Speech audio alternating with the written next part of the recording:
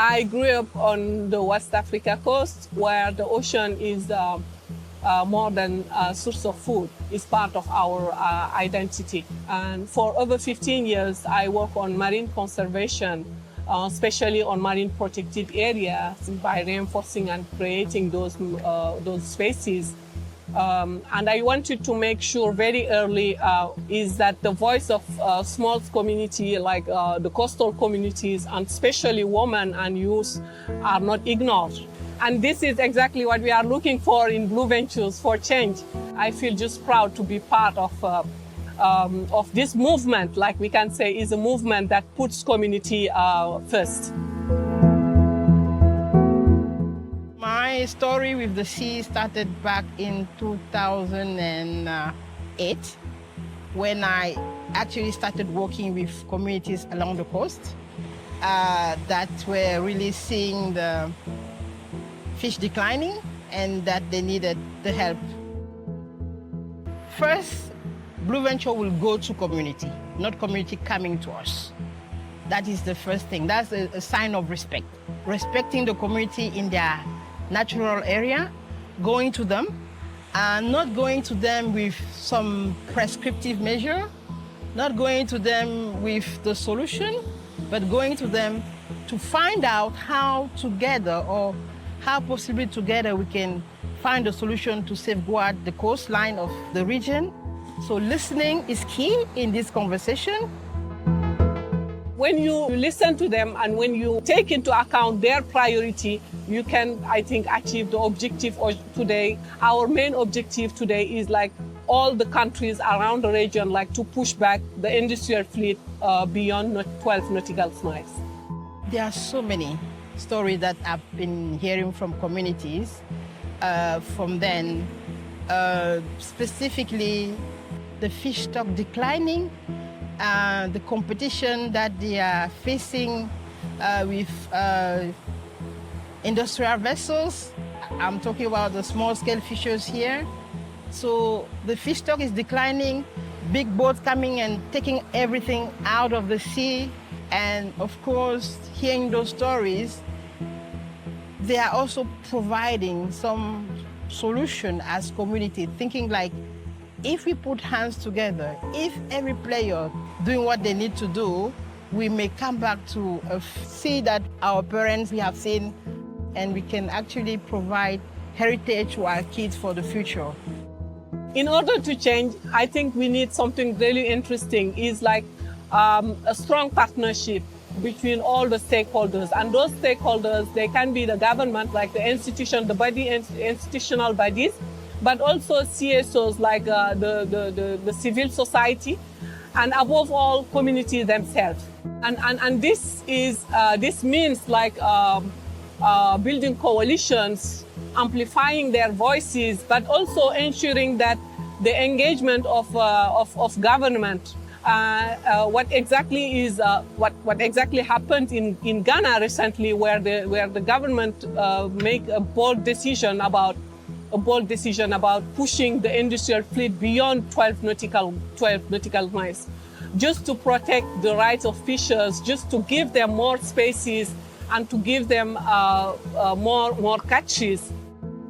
This is the one ask that we have been pushing in Senegal. That measure is taken, I think there will be a brighter future for the small-scale fishers.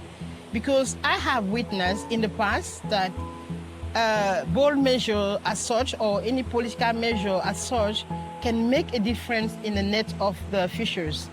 When local community lead, conservation succeeds, and both oceans and communities, they benefit. It's not about Blue Venture, it's about a community-led conservation. It's about a community taking their responsibility and providing solutions that will safeguard their birthright.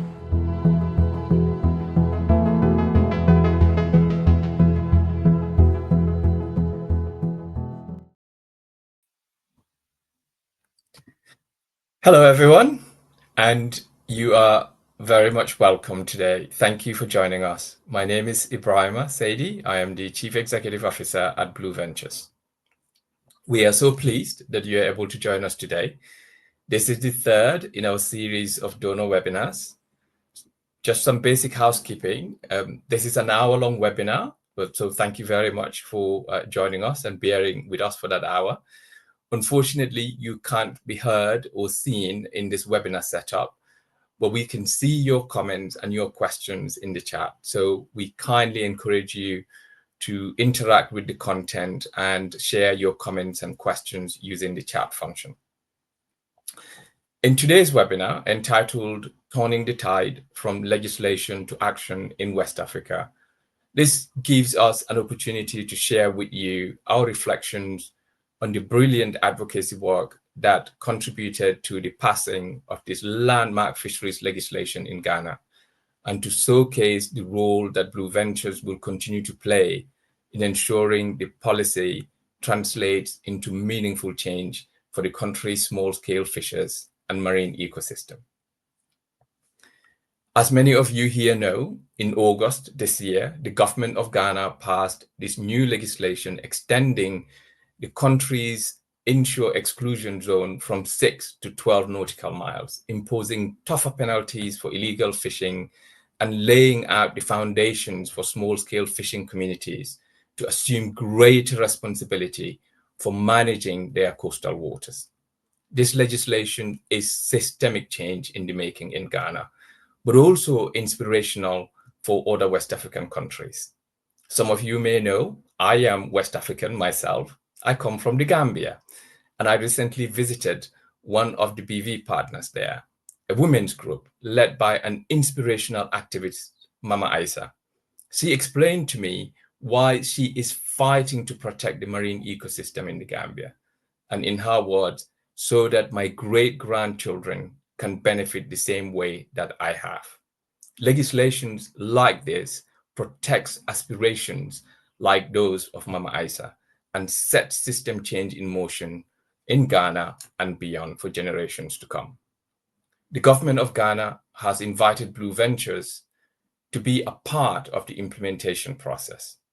Over the next hour, you will hear more about what this means for Blue Ventures' work in the region and for Ghana's coastal communities. You will hear from Blue Ventures Director of Advocacy, Annie Tourette, alongside our West Africa Regional Director, Prudence Wanko, and our very special Nana Kwegia, head of the Canoe and Fishing Gear Owners Association of Ghana, one of our principal partners in Ghana and an organization whose tireless campaigning was instrumental in bringing this legislation to pass.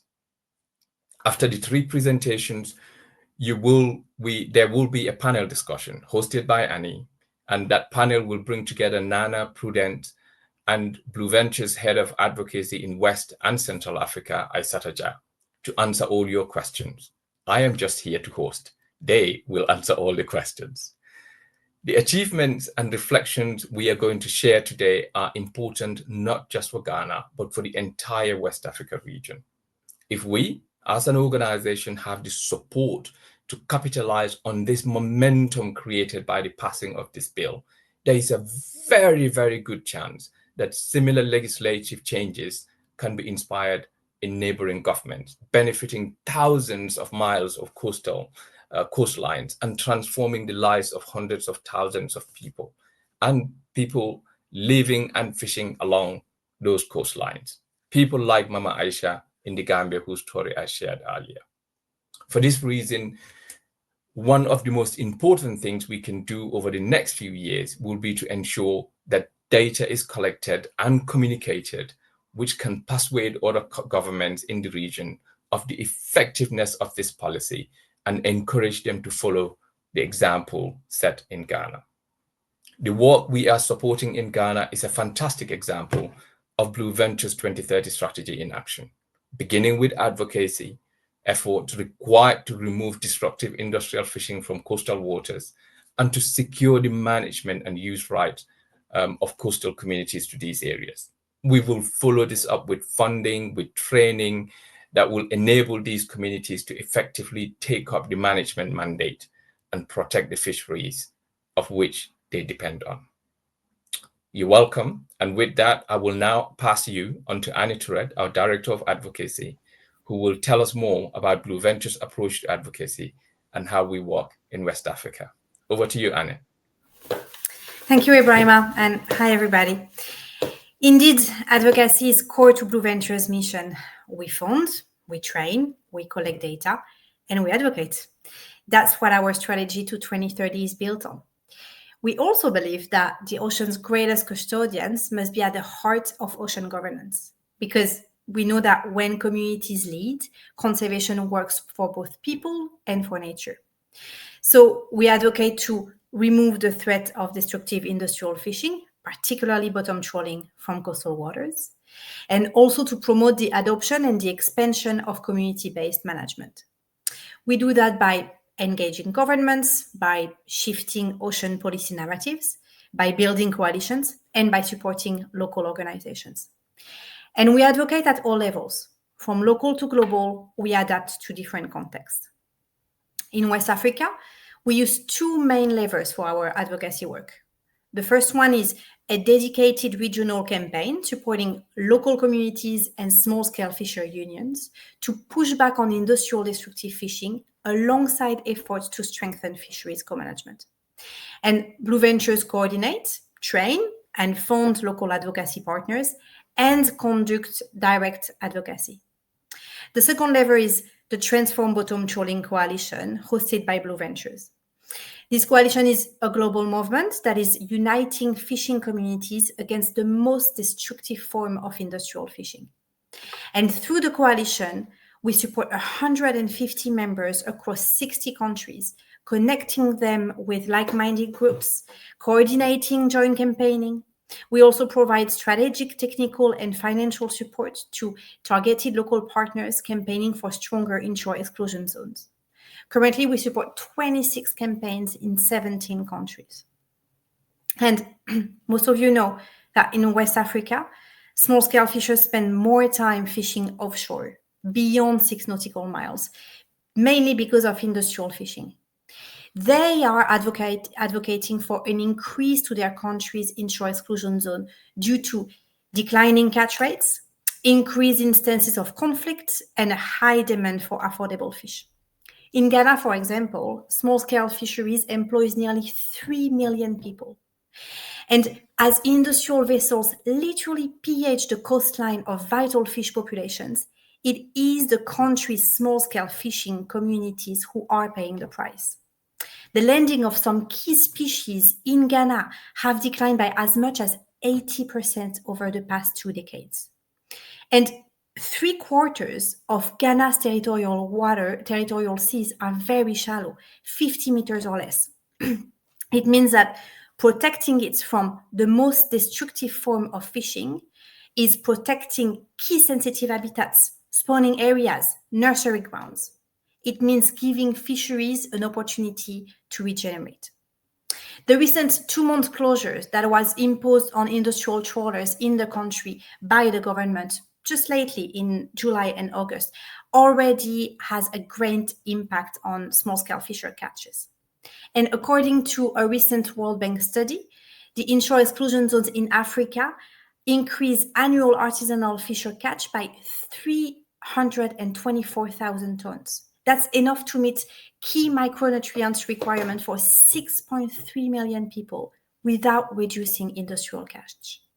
So this new law, extending the inshore exclusion zone to the entire territorial seas with co-management by small-scale fishers, really is a landmark. And it's also the start of what we hope will be a domino effect in the region and beyond. We want to inspire other governments to follow suit, and some already have signaled their intention to make similar changes. We're working very closely with partners and the government in Senegal, in Liberia, and in Honduras, to name a few. But let's go back to Ghana for a minute. I want to tell you a bit more about how this change happened.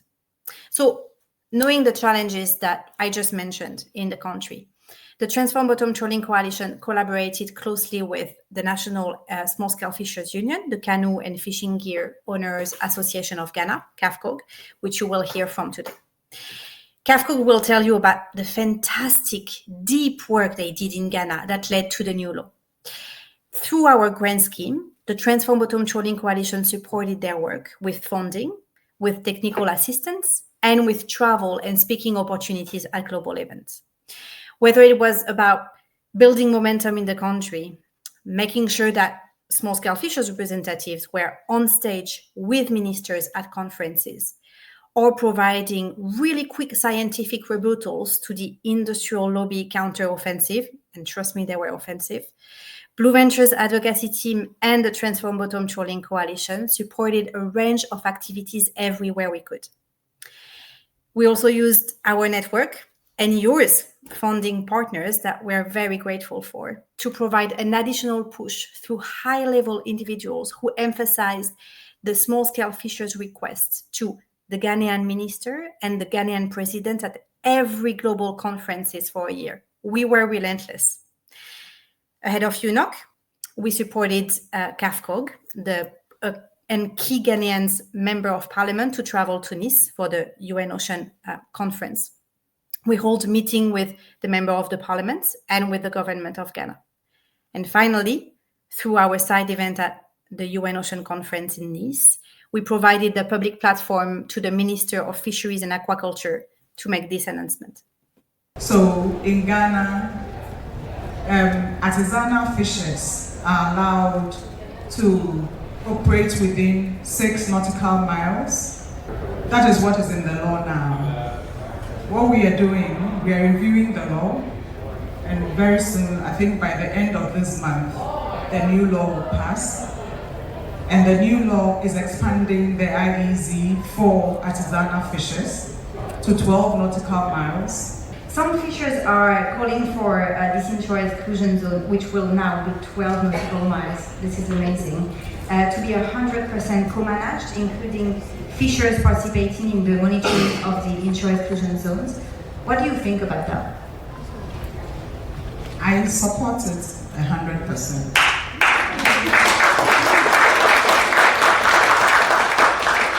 We have to co-manage.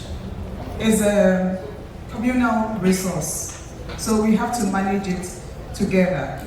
And after all, state management alone has, I can't say has failed. I have to be careful of my choice of words because I'm a state official. It has not yielded the desirable objectives. And so it's important that we work together with those who engage the resource every day of their lives. Within the IEZ that artisanal fishers are allowed in, my friend here has sold a brilliant idea to me and I have bought into it. But he says that the landing beach enforcement committees, who are fishermen, we should engage with them, work with them, so they also participate in and partake in some of the enforcement monitoring. It still makes me smile 5 months later. So this is not the end of Blue Ventures engagement in the country or in the region. Far from it. This is really the beginning. Watch this space for a bold premier fishers conference in Ghana in a couple of weeks. But rather than me talking about Ghana from my desk in London, let's hear from Nana Kwegia, who you saw in the video sitting just next to the minister. Nana is the head of CAFCOG, the Canoe and Fishing Gear Owners Association of Ghana, with whom Blue Ventures has been partnering over the past couple of years. Nana will tell us more about this historic legislation, the efforts that his organization were involved in to bring it to pass, and what it means to Ghana's artisanal fishing communities. The internet connection is not always reliable, so Nana has pre-recorded his presentation for the webinar today, but he also joined us live to answer any question that you may have as part of our panel discussion a little later. Thank you and warm greetings from Ghana. And I'm happy to speak on this topic of Ghana's passage of the Fisheries and Aquaculture Act that expands the inshore exclusive zone from 6 nautical miles to 12 nautical miles. A lot of effort actually went into getting this done. But it is important to highlight that the Fisheries Rights Project, which is supported by the TBT grant program, was a catalyst in the process. Every activity that the association did in relation to the preparation of the bill and the passage was through the support of the Fisheries Rights Project funded by the TBT grant program. The community engagement, the submission of written input by fishers, the meeting with Parliament, with other relevant stakeholders, and all of that were through the support of the Fisheries Rights Project. I must say that for the first time, fishers were active in the legislative process, engaging the communities, sharing the draft bill with them, getting the communities to highlight their priorities, and then submitting same to stakeholders for consideration. I would also like to highlight BV's role in terms of providing technical support throughout the process. At a point in time, we needed data to support it. We needed to hold special meetings with some relevant decision makers. All of these were facilitated, supported by BV. It is important for us to look at the success factors in getting this bill. And one of it has to be with being consistent with our demand. The issue about extending the inshore exclusive zone has been around for a while. And so being consistent was key, and also being visible, through the Fisheries Rights Project. We were everywhere, meeting communities, meeting stakeholders, talking about what our priorities are, what we need, the kind of changes we want. So our visibility also played a key role. And I also think mobilizing the local community, getting the local community to participate in the process, because prior to even last year's election, the political actors visiting communities and fishers speaking out on what they think are their priorities. Also mobilizing local communities was also key. Another factor, success factor, was being able to back our claims with some fact. At a point in time, we needed to provide technical justification for our demand for the expansion of the inshore exclusive. And when you are able to back your claims with some fact, you get the attention of the powers that be. Another factor also has to do with lobbying key decision makers, and that was very key. Lobbying key decision makers, relevant decision makers. That was key, and also securing the political will of the government of the day. Yeah, getting the minister to accept wholly and lead the process that yes, we will go ahead and expand the IEZ in spite of opposition from other quarters. So the political will was key. Getting the president to openly commit to supporting small-scale fishers was key. So political will also played out in our favor. And I must also add the support from our partners, being Blue Ventures, being local NGOs who also participated in the process. Throughout the process, we have learned a lot of lessons. One being the need for us to secure the commitment of fisheries authorities in our advocacy, in our demands. The need for us to prioritize lobbying key decision makers to get commitment. The need for us to consider timing, because throughout the process, being submitting our input, meeting Parliament, submitting counter petition, all those things were done according to time. And so timing was also key. If we also look at the role that our partners play in, it reinforces the lessons learned that we need to continually expand and deepen our partnership with other organizations to be able to achieve what we want. Of course, we couldn't have done this alone. And so deepening our partnership was also key. I must also add that the future is fishers-led advocacy. We have come to learn that indeed fishers can bring about a change if we get the right support. Fishers-led advocacy, of course, is the future. In getting this bill passed, it was not as if there were not opposition. There were opposition right from day one, but we managed to maneuver our way through. I remember when we got the minister at the UN, at the side of the UN Ocean Conference. TBT Coalition organized side events, and the minister pronounced the commitment to expand the inshore exclusive zone. Before we even came to Ghana, there were agitation among industrial sector actors. When the bill was submitted to Parliament, industrial sector actors met the committee in Parliament to push back the provision on the expansion of the inshore exclusive zone. They went as far as petitioning the Speaker of Parliament and the leadership in Parliament to drop the expansion of the inshore exclusive zone. They petitioned the presidency on this same matter. So, and did a lot of media work, TV station discussion, radio, trying to get the public to buy into the idea that expansion of the inshore exclusive zone was going to be suicidal for Ghana. But CAGWA stood firm and also countered these steps as much as we can. For instance, we also met the Parliamentary Select Committee on Food, Agriculture and Cocoa Affairs to express our position and justify why the law must go ahead to expand the inshore exclusive zone.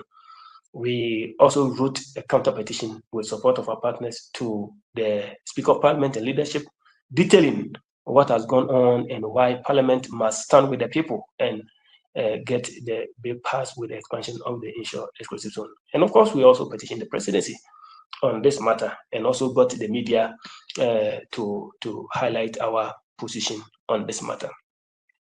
For us, this bill is very important to us, and going forward, our vision now is to mobilize the communities and then educate and sensitize the communities on the relevant provisions of the bill, because our people must understand what the bill says.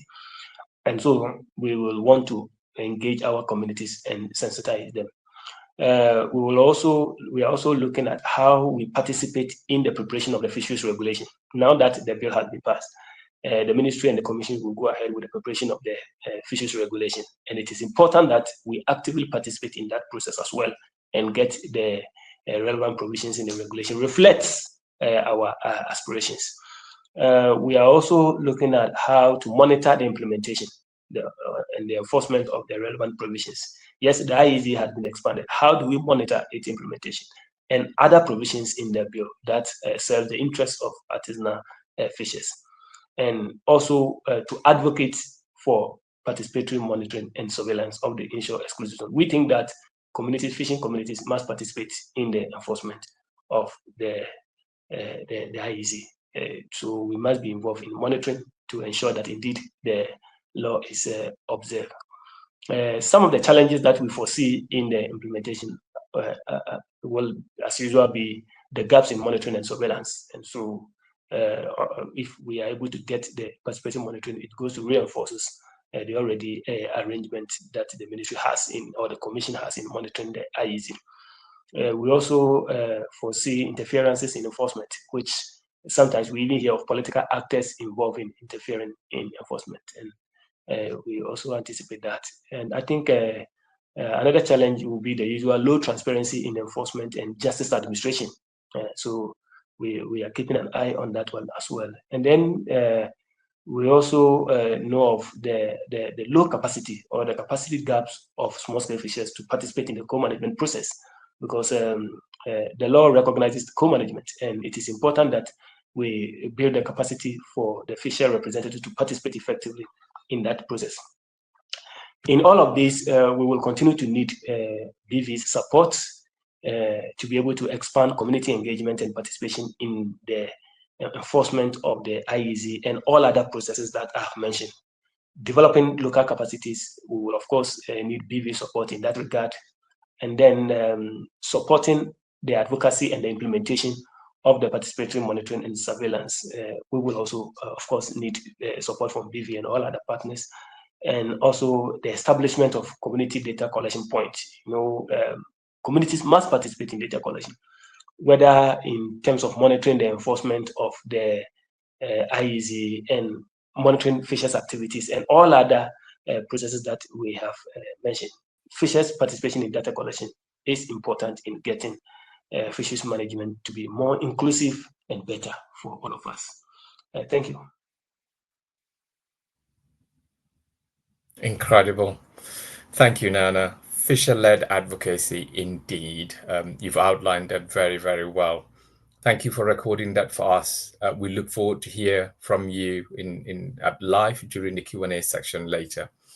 I think Nana's presentation also shows to all of us the importance of enabling frontline community organizations and leaders like himself, providing them with the support required, especially the funding. And we want to take this opportunity to appreciate and thank all the supporters behind the Transform Bottom Trawling Coalition, especially the Oak Foundation and Ocean Kind, who have enabled us to fund this effort. Now, please remember to put your questions in the chat as we near the Q&A section, and we will look forward to answer those for you very, very soon. I would like to now introduce our last speaker, actually, Blue Ventures West Africa Regional Director, Prudence Wanko. Prudence, over to you. Thank you, Ibrahima, and good afternoon to everybody. It's my pleasure to be here today to share how Blue Venture is working with partners across West Africa to strengthen community-led fisheries governance and empower coastal community to take the central role in managing and benefiting from their ocean resources.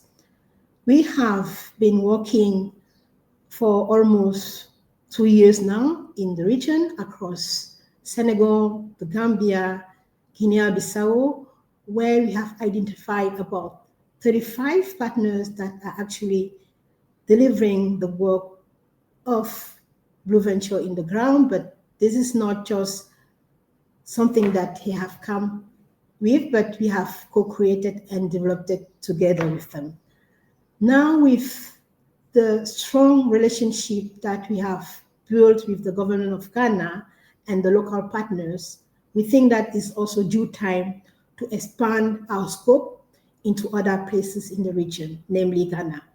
So there is one big event coming up soon on the 21st of November, whereas the national chief fishermen and queen fishmongers will come together to actually start the beginning of the implementation of this reform.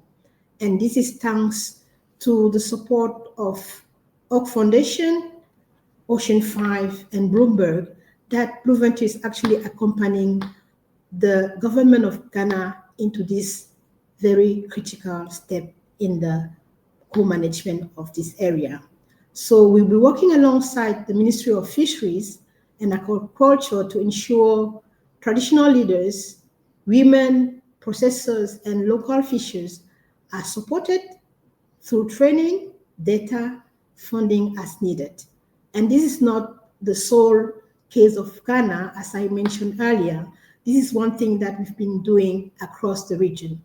Looking at our funding, for instance, we will be unlocking, and already we are unlocking or allocating direct grant to community-based organization through our frontline community funds, enabling them to lead the conservation from the ground.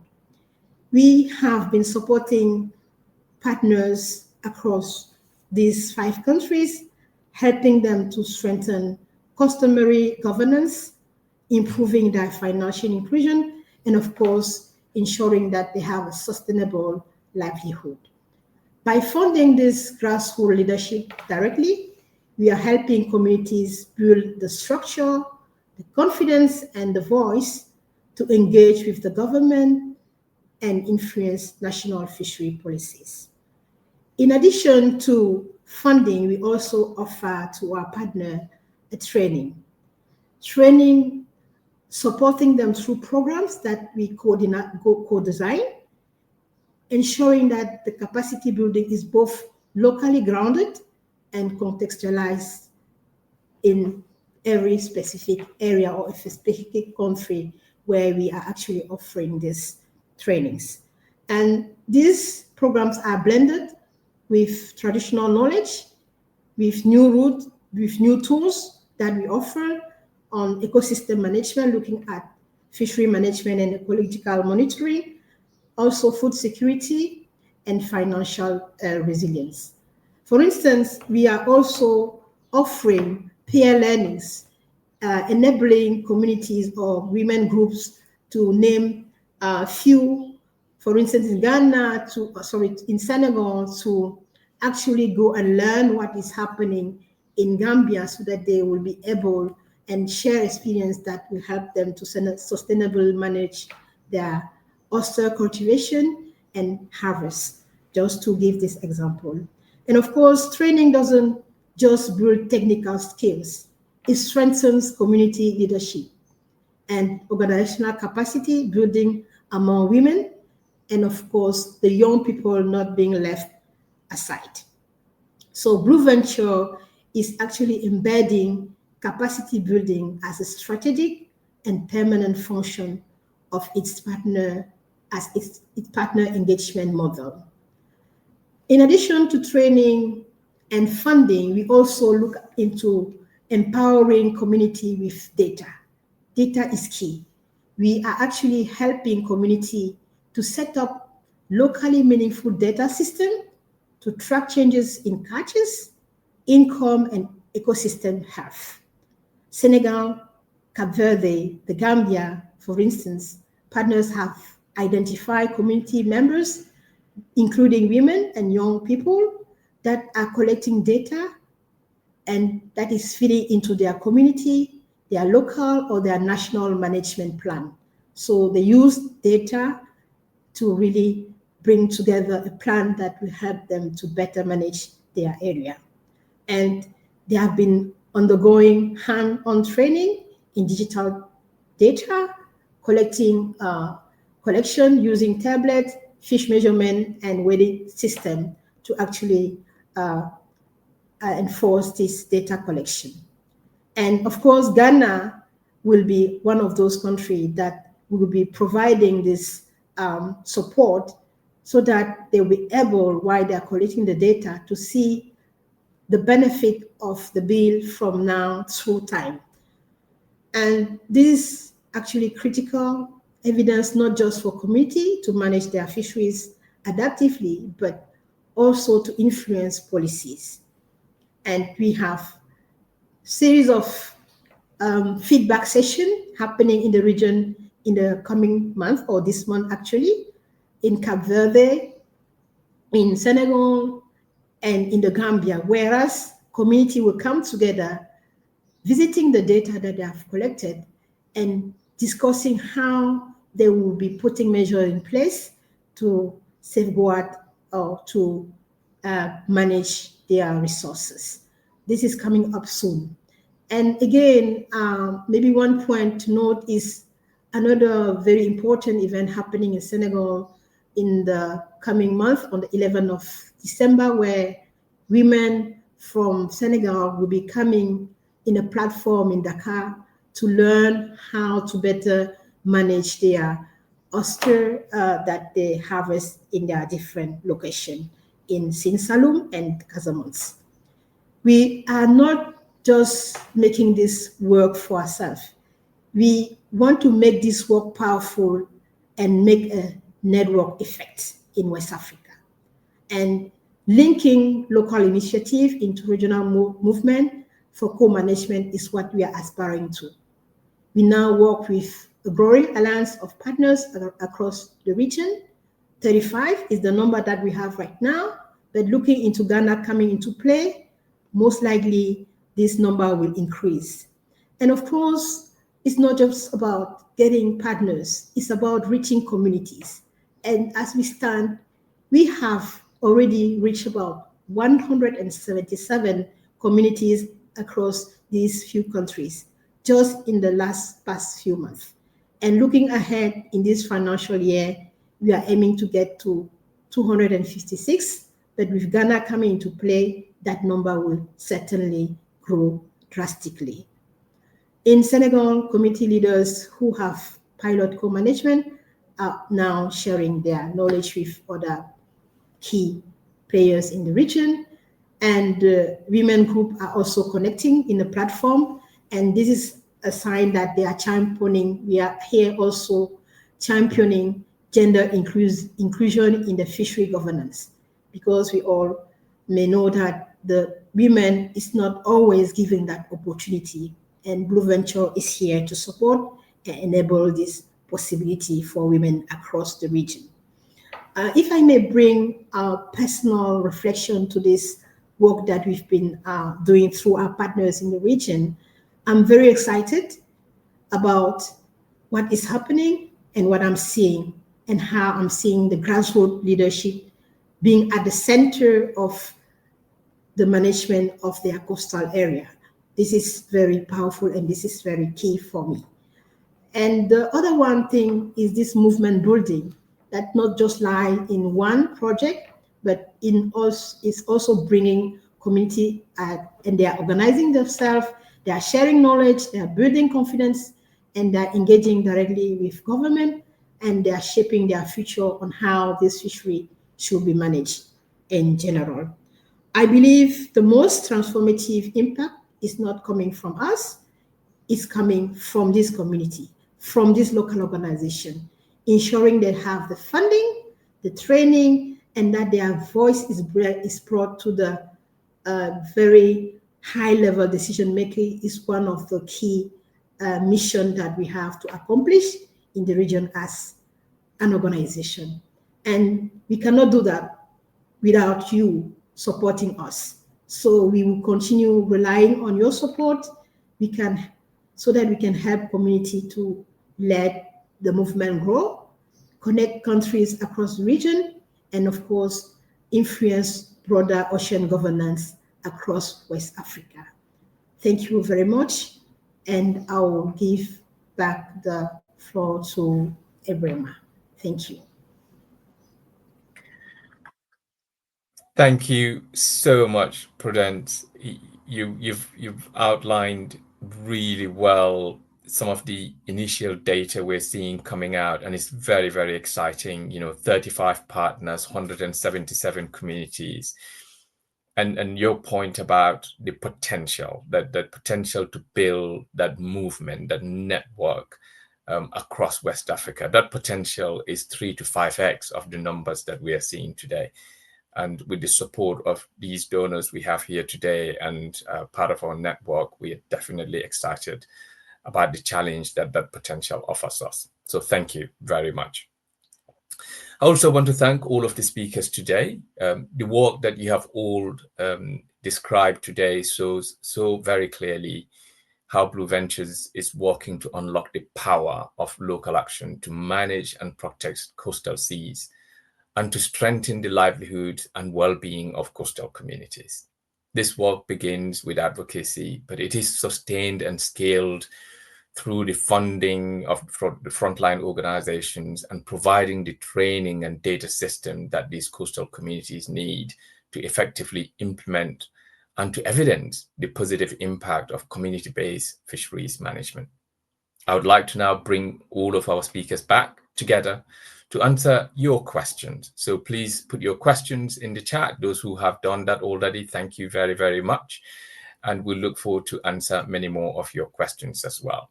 The panel is going to be composed of Prudence, Nana, and Aissata, who will also now join us. And it will be moderated by Annie. Over to you, Annie. Thank you. And whilst questions are coming in on the chat, maybe one first question for you, Aissata. It's great to have you with us. Could you tell us a bit more about the momentum that this new Ghanaian law has created in Senegal? Hello. Hi, Annie. Hi, everyone. Good afternoon. Can you hear me clearly? Yes. So thank you. It's a pleasure to answer this question about Ghana's momentum on the IEZ extension, who is now just spreading very spreading like powerful across the region, not only in Senegal, where we are seeing a real shift, government, community, but also civil society just moving together toward greater transparency and also shared management resources. So the Ghana success in extending this IEZ, but also in enforcing, has just become a turning point for the region, proving just that community advocacy, when it's backed by political will, as just we see in this video from the minister, can reshape fisheries governance. In Senegal, our one of our focus country, where this momentum has just inspired a strong national movement building on Ghana's example. Those local partners amplified the news across medias and mobilized fishers organizations just to call for reform. So this effort paid off, since, as you see in Europe, where the representative from the ministry publicly committed to extend the IEZ for Senegal to 12 nautical miles. And today, fishers, not only fishers, but fishers, civil society, are working together to ensure this commitment is reflected in the new fisheries code, who is currently under review.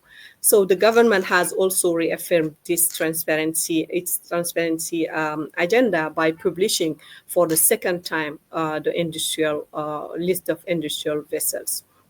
Another country also, I think it's important to show up all those countries where we are focused on, in Cabo Verde especially, where for the first time the small-scale fishers, our partner, was they held their first ever national workshop during a UN Ocean Decade, who is presided by the Cabo Verde president, marking a growing partnership between government, NGOs, and fishing communities. And now the government speaks a new language, we can say, of partnership with community and NGOs, and openly recognizing that co-management is just key to sustainable governance. Another one is the Gambia, where we are also seeing a strong group of youth, but also women leaders, where they are just recently conducted a call for national fisheries reform, leading the government to reconsider the renewing its fishing agreement with the EU European Union. And the last but not least, if I just can conclude with this question, is in Nigeria, where we are not intervening yet, where our partner from small-scale fishers and led by here GAFCOC, who is initiate this initiative. Small-scale fishers, for the first time, are invited to the FCWC ministerial conference, just to share the Ghana's example, but also encourage regional alignment. I think this is really important to show up how the Ghana's example can be replicated in other countries. And for that, in the region, we are working with those regional bodies to help us just in terms of harmonizing policies. So these milestones show just a wave of reform and regional solidarity around the IEZ protection from Ghana, but also transparency and co-management. I hope I answer to this question. Absolutely, and that's very exciting. Thank you so much, Aissata, and we'll watch this space closely and keep everybody in the call informed about new developments. The next question from the chat is for you, Nana. It's great to have you with us today. Thank you for joining, and congratulations on all of the work you've done to lead to this new bill. Could you tell us, Nana, what support do you think is needed for a more united small-scale fisheries sector across the region? Yeah, thank you very much, and warm greetings to all the viewers.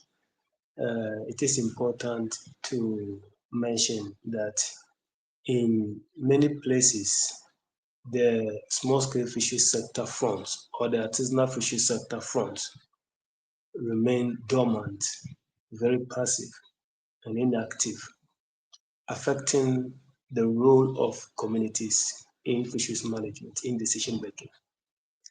It will therefore be important for us to look at some capacity development, some technical support that helps local communities to organize themselves well, to be able to participate in the various processes.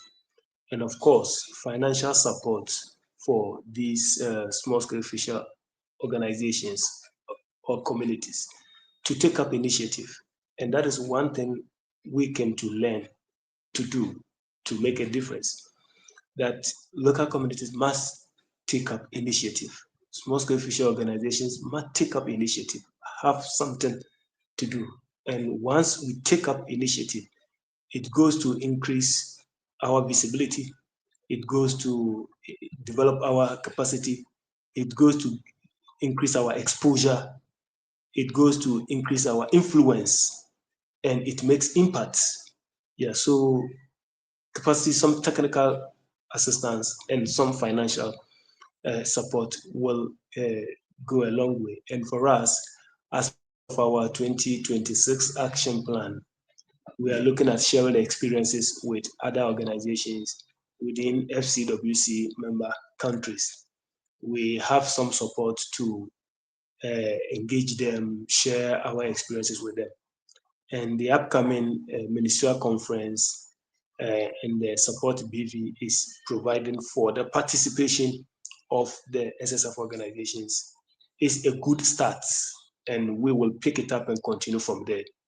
At the conference, we look forward to now gathering data on all other organizations in these member countries, getting relevant contacts, and then picking it up from there by way of having meetings, both virtual and, if possible, in person, by way of supporting those organizations to also begin to prepare plans, action plan, take up initiative, put something on the table that, okay, in the next 3 months, in the next 6 months, this is what we want to do. And we can see how we can all support. And going forward, to look into how we can have SSF dialogue platform at the level of the sub-region that can have the recognition of FCWC and all other regional bodies as well. And I think with such support, we'll be able to reunite the front of SSF for action. Thank you. Thank you very much, Nana. That's inspiring, and we really look forward to supporting you all the way on that work. That's great. Maybe one more question for you, Prudence. Could you tell us a little bit more about the upcoming Fishers Conference in Ghana that you mentioned when you were talking about the next steps? Sure. Thank you for the question, Annie. And the Ministry of Fisheries and Aquaculture is actually hosting one of those unique conferences on its own, because it's bringing together about 500 people across the 4 coastline of Ghana, chief fishermen and queen fisherwomen, together in a conference during the World Fishery Day, which is on the 21st of November. That is the starting point of the implementation of this bill in this country. And this is a key moment, not just for the government and the partners in Ghana, but I think this is a key moment for the governance and co-management of fishery as a whole in West Africa. So during this event, the minister will give the kickoff, the kickstart of the implementation of this bill. And of course, for us as Blue Venture, we will not stop there. We will be present, we'll be accompanying and supporting the minister during this event. But of course, looking at the future, it's also due time for us to now starting even scoping and looking at more partners that will be supporting the implementation of this landmark decision. So yeah, it's a unique day, but looking ahead, we'll be there for even longer as an organization. Thank you, Annie. Fantastic. We look forward to it. Thank you, Prudence. one more question, maybe for you specifically, Nana. Could you tell us a little bit more about the impact that you think or you hope this new law will have for women in the fisheries sector in Ghana? Yeah, Ghana's artisanal fishery sector is highly gendered, with the men into fishing and then women into processing. The women's activity directly depends on the men's access to the resource, because what we bring is what they process and trade. And so any intervention, any measure that goes to improve local communities' access to fisheries resources goes to improve the women processors' access to fish to process, and that improves their income and living. It is also important to mention that activities of industrial vessels have actually taken away the local community's motivation to engage in conservation practices, local conservation practices. Because if what you are living there is being taken by these industrial vessels, then there's no motivation to even live it there. With the expansion of the inshore exclusive zone and its potential impact on limiting activities of industrial vessels close to the shore, now local communities can now begin to revisit the conversation of what we can do ourselves to continue to preserve the resource and to support its rebuilding. And so, as part of our activities next year, we are looking at how we engage our communities on the illegalities even in the artisanal sector and how we can bring those illegalities under control. All of these go into promoting the activities of women, because they will depend on what we bring, what is there for them to process to be able to make a good living and support its process. You must also, it is important also to note that in many cases, women pre-finance many of the fishing expedition.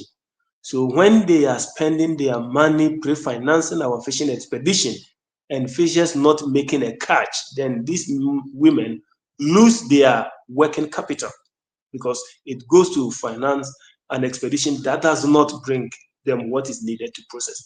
Now, the expansion of the bill that reduces or take away the competition over small pelagic species within coastal waters and potential improvements in catch goes to get the women to recoup whatever they put into pre-financing fishing expedition. So overall, they are the most beneficial. And in the artisanal fishery sector, we sometimes even say that we the men are vulnerable, because when you bring the catch, you hand it over to the women, and we give it to them on credit, because in many cases we don't take money at hand. So we give it to them for them to go and process and sell before they even come to pay for the fish that was given to them.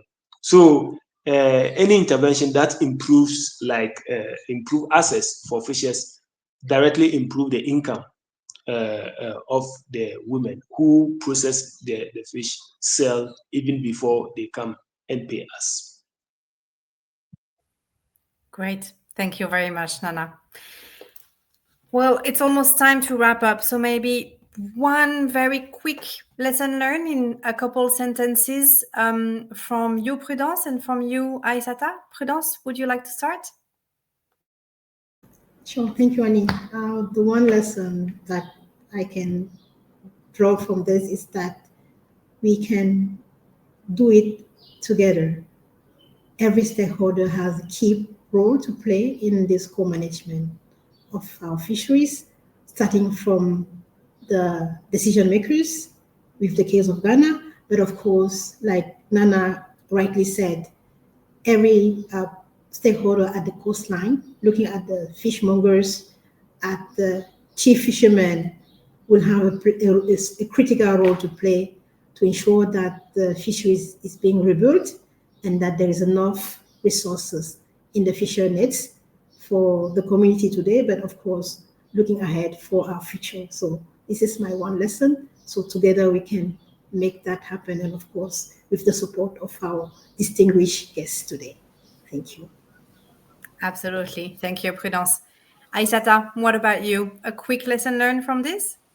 Thank you, Annie. Oh, yes. One of the lesson learned from me is what you said earlier, is that this law that passing is just a beginning. We are just at starting like the work. So what truly matters from my perspective is how we can help communities to bring it to life. The government did already his job. Now how civil society, but also community.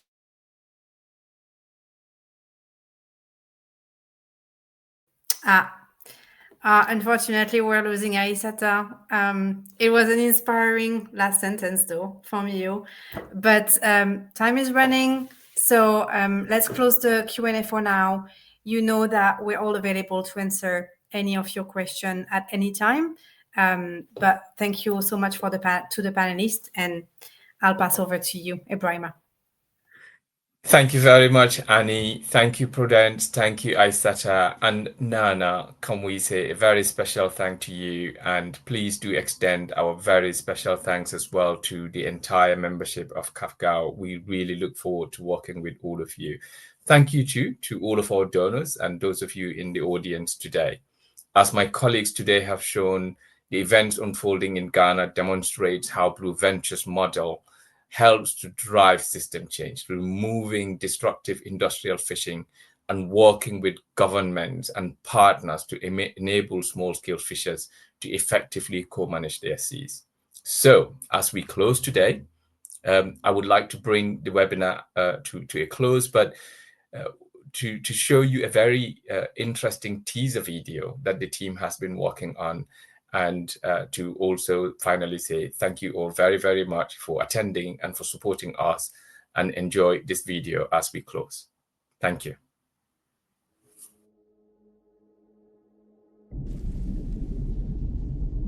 Dan itu ada sebuah keterkaitan yang sangat luar biasa.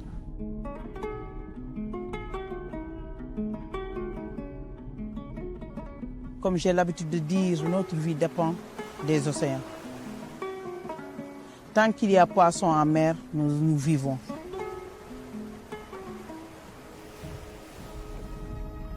A resilient ocean means not only a healthy ecosystem, but thriving community. We support these communities, providing them with the tools and the trainings, amplifying their voice, not just locally, but even at the international level. Harapan kita memang tidak untuk menggantikan praktek baik yang sudah ada, tapi bagaimana caranya sains yang modern ini, data itu bisa mengkomplement gitu kearifan lokal atau praktek-praktek baik yang sudah berjalan di masyarakat. We want to make the resources available to those small frontline community organizations to boost and propel marine conservation.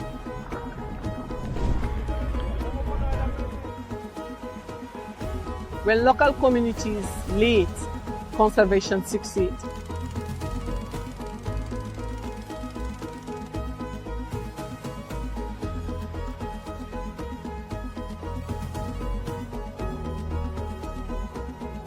Mari katong sama-sama menjaga, melestarikan, melindunginya supaya tetap katong hidup sampai katong punya generasi anak cucu yang akan datang.